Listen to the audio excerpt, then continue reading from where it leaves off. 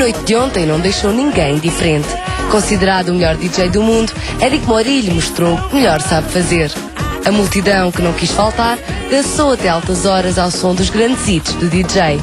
Mas se ontem não pôde estar presente, hoje não pode mesmo faltar. Os DJs dispensam apresentações.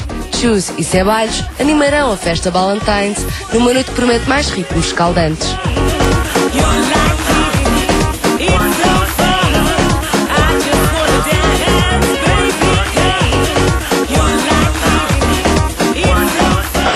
Boa noite, bem-vindo ao Sacha. Uma noite a não perder, esta noite a festa da Valentine's com a música de Chus e Ceballos. Espero por si.